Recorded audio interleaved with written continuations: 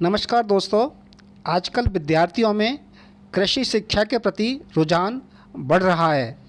देश की जनसंख्या और क्षेत्रफल के हिसाब से हमारे यहाँ 9% छात्र कृषि विषय पढ़ने चाहिए, लेकिन आज केवल 2% छात्र कृषि की पढ़ाई करते हैं।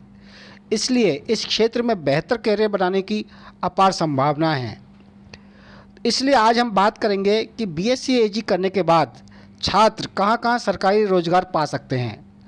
दोस्तों, इसके बाद अगला वीडियो एमएससी पास छात्रों के लिए और उसके बाद प्राइवेट जॉब और स्वयं के कृषि उद्योग पर होगा। इसलिए इस वीडियो को जल्दी से सब्सक्राइब करें ताकि आने वाले वीडियो आपको तुरंत मिल सकें। कृषि छात्रों के लिए सेंट्रल गवर्नमेंट में भी जॉब उपलब्ध होते हैं और उनके अपने गृह राज्य में भी जॉब रहते हैं। तो सबसे पहले हम बात करेंगे सेंट्रल गवर्नमेंट में कौन कौन सी जॉब्स हैं कृषि छात्रों के लिए। तो दोस्तों, सबसे पहले हम बात करते हैं यूपीएससी की। एक बात मैं यहाँ बता दूँ, कृषि की जो शिक्षा है वो तकनीकी डिग्री देते हैं। तो जितने भी नॉर्मल कॉम्पिटिटिव एग्ज़ाम्स हैं उन सब में कृषि के छात्र एलिजिबल हैं। लेकिन हम आज इस वीडियो में उन्हीं जॉब्स की बात करेंगे जो विशेष रूप से कृषि छात्रों के लिए हैं।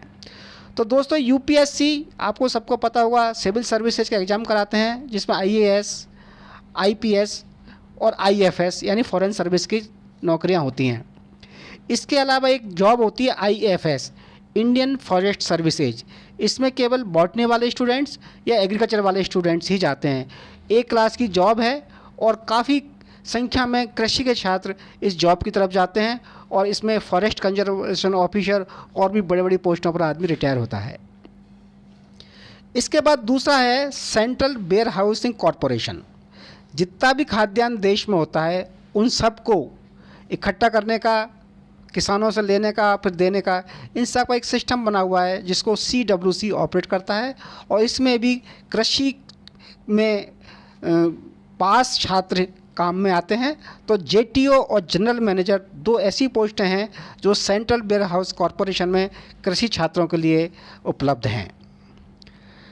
इसी तरह से एक है FCI, food corporation of India. ये भी कृषि के खाद्यान्नों से संबंधित है और इसमें कृषि छात्रों के लिए पोस्ट होती है AG3 यानी टेक्निकल असिस्टेंट।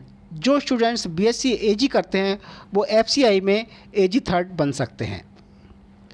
इसी तरह से दोस्तों, नेशनल सीड कॉरपोरेशन, किसानों के लिए सीड उपलब्ध कराना, किसानों से सीड बनवाना है, इन सब के लिए देश में राष्ट्रीय बीज कॉरपोरेशन है। वहाँ पर जूनियर ट्रेनी या सीनियर ट्रेनी की पोस्ट होती है जो कि बीएससी एजी स्टूडेंट्स वहाँ जा सकते हैं।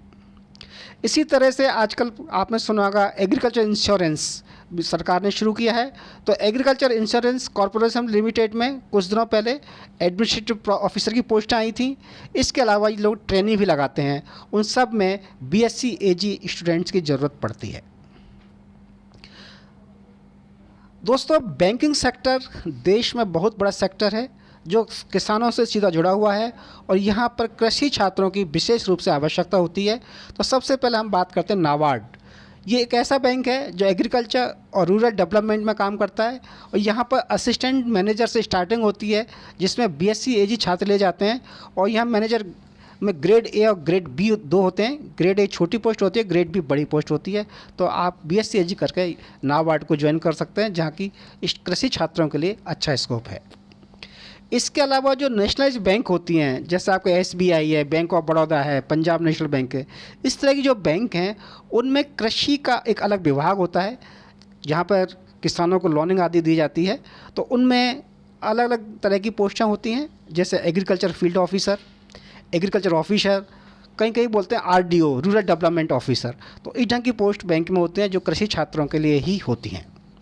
इसके अलावा जो बड़ी बैंक हैं जैसे ICICI बैंक है, HDFC बैंक है, एक्सिस बैंक है, इंडसइंड बैंक है, इन बैंकों में भी आजकल किसानों के लिए अलग से विभाग खुले हुए हैं जहाँ पर क्रेडिट मैनेजर, एरिया मैनेजर वगैरह होते हैं। ऐसे किसान KCC बनाई जाती है, वो सब भी काम भी कृषि के छात्र ही करते हैं। तो बीएससी एजी के छात्र यहाँ पर भी अपना रोजगार पा सकते हैं। इसके अलावा सेंट्रल गवर्नमेंट में कुछ कोऑपरेटिव इंस्टीट्यूट्स हैं जैसे NFL, नेशनल फर्टिलाइजर्स लिमिटेड, वहाँ पर मैनेजमेंट ट्रेनी होते हैं जो कि BSc AG किए हुए होते हैं। ऐसे ही एक क्रवको, कृषक भारतीय कोऑपरेटिव लिमिटेड और Indian farmers fertiliser cooperative limited, इनमें भी BSc करने के बाद असिस्टेंट ग्रेड 3 से स्टार्टिंग होती है और ये प्योरली एग्रीकल्चर से रिलेटेड संस्थाएं हैं, इसलिए केवल कृषि छात्रों के लिए ही यहाँ जॉब उपलब्ध होते हैं। दोस्तों, इसके अलावा स्टेट गवर्नमेंट में करीब करीब सभी राज्यों में कृषि विभाग होते हैं जहाँ पर डिफरेंट तरह की पोजीशंस होती हैं। तो सबसे इम्पोर्टेंट होता है AAO या AO, एग्रीकल्चर ऑफिसर्स। कुछ राज्यों में BSc AG के बाद एग्रीकल्चर ऑफिसर्स बन सकते हैं, कुछ राज्यों में एग्रीकल्चर ऑफिसर के लिए MSc AG मांगते हैं, लेकिन ये टिपिकली एग्रीकल्चर स्टूडेंट्स के लिए जॉब होती है। और BSc के लिए दूसरी जॉब है AAO यानी असिस्टेंट एग्रीकल्चर ऑफिसर। तो ये किसानों के लिए रूरल एरियाज़ में किस तरह से काम किया जाता है, इनके नीचे सुपरवाइज़र होते हैं, उसके बाद AA और AO, इसकी सारी पोस्टें एग्रीकल्चर ग्रेजुएट्स या पोस्ट ग्रेजुएट्स के लिए ही होती हैं। इसके बाद कुछ स्टेट्स में होती है ADO, एग्रीकल्चर डेवलपमेंट ऑफिसर्स। जो छात्र BSc हॉर्टिकल्चर करते हैं उनके लिए कुछ राज्यों में पोस्टें होती हैं HDO, हॉर्टिकल्चर डेवलपमेंट ऑफिसर्स। इसके अलावा टेक्निकल असिस्टेंट भी होते हैं जो स्टेट गवर्नमेंट में होते हैं या फिर यूनिवर्सिटीज़ वगैरह में होते हैं। जिस तरह से सेंट्रल गवर्नमेंट में UPSC IFS का एग्ज़ाम होता है, इस तरह स्टेट में होता है FRO यानी फॉरेस्ट रेंज ऑफिसर, जो IFS के अंडर में काम करता है। कई बार इसको फॉरेस्ट कंजर्वेशन ऑफिसर भी कहते हैं, तो ये भी बहुत अच्छी पोस्ट है। इसके अलावा जिस तरह से FCI और सेंट्रल वेयर हाउसिंग कॉरपोरेशंस हैं, स्टेट लेवल पर भी स्टेट वेयर हाउसिंग कॉरपोरेशंस होते हैं जहाँ पर मैनेजमेंट ट्रेनी या AG 3 होते हैं जो एग्रीकल्चर ग्रेजुएट होते हैं। जैसे मैंने बताया नेशनल सीड कॉरपोरेशंस हैं, इस तरह से स्टेट सीड कॉरपोरेशंस भी होते हैं और वहाँ भी ट्रेनीज की या असिस्टेंट की ज़रूरत हर राज्य को रहती है, जो कि किसानों में बीज के प्रति जो भी काम होता है वो करते हैं। दोस्तों, इसके बाद में आते हैं कि रिसर्च या एजुकेशन में अगर आपको जाने का मन है तो ऐसी जॉब्स भी हैं। तो सबसे पहले कहते हैं TGT, ट्रेंड ग्रेजुएट टीचर्स। अब BSc AG और B.Ed करने के बाद में आप टीचर बन सकते हैं। इसके अलावा जो ICAR है, भारतीय कृषि अनुसंधान परिषद, वहाँ पर रिसर्च का काम होता है।